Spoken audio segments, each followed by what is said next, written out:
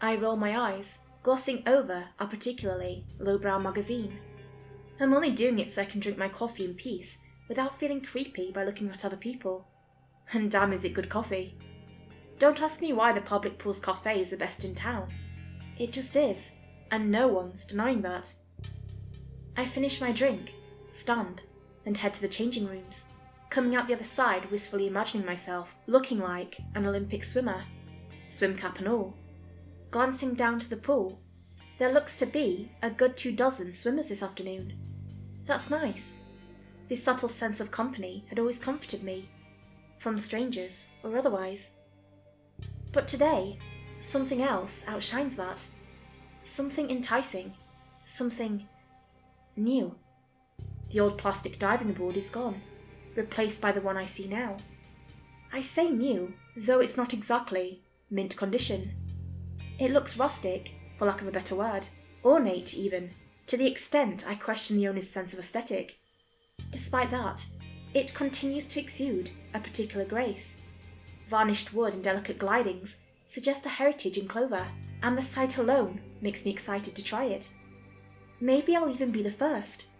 No, I doubt that. It's mid-afternoon. Someone's bound to have used it already. Besides, I'm not really a first kind of guy. As I climb the stairs with an irrepressible smile, I have the strange impression that I'm much higher up than logic would dictate. Of course, I've only ascended 7, 8 feet at most. Weird.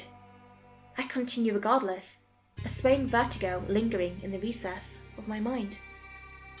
If no one else, love yourself, I think. I'm glad that after all these years of pitfalls within pitfalls, at least one thing stuck.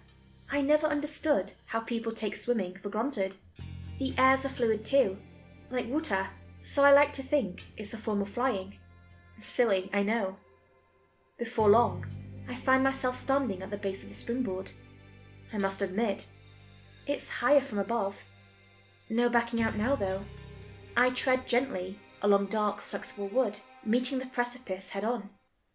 That odd sensation remains, floating distantly in the air around me. Deep breaths. Balance. Distribute your weight.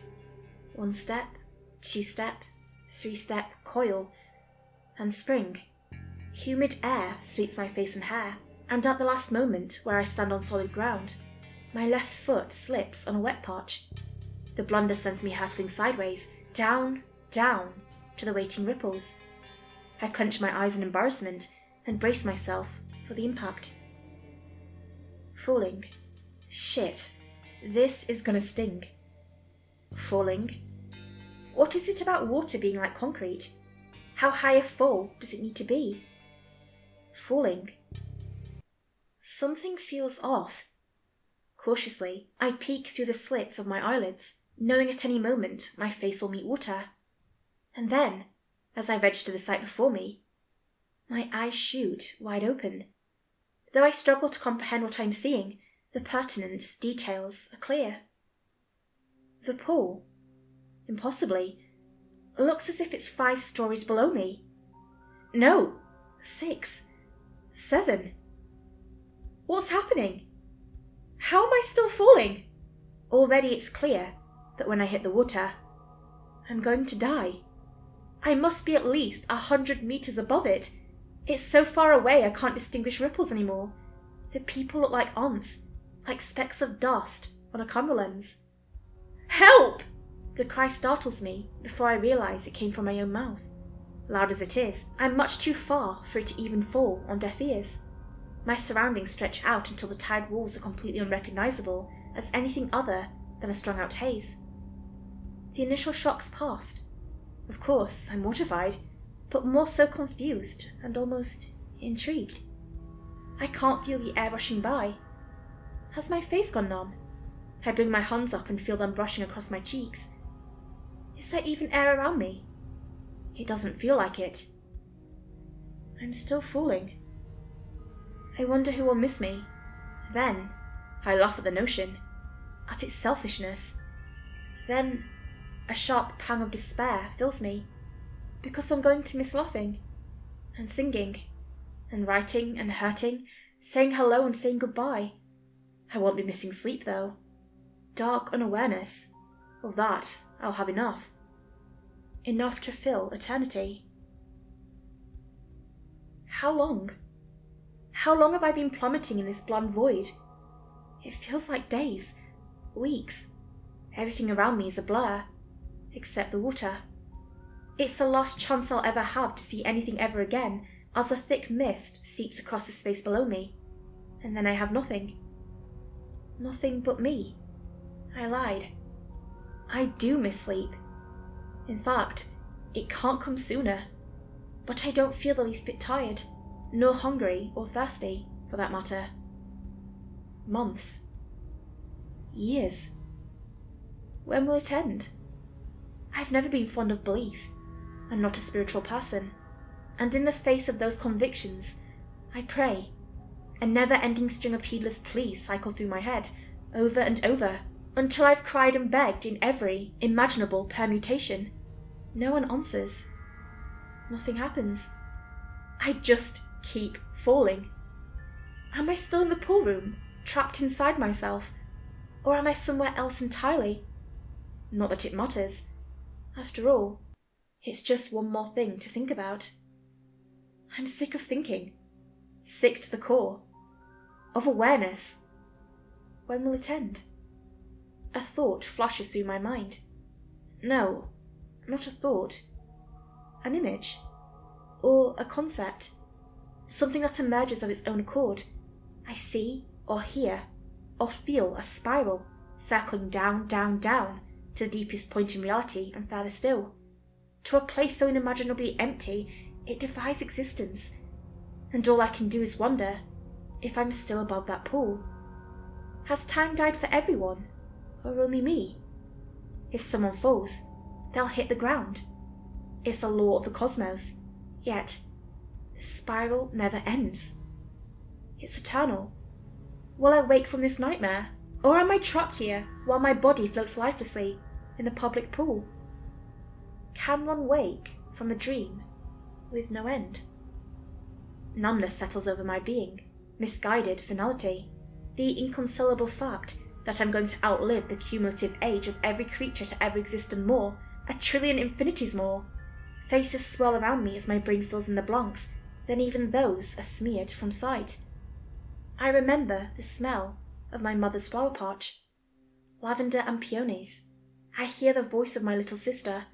Then she speaks to me in frail, time-worn whispers, and when I seal my lips shut, she says nothing at all. I'm falling. Forever.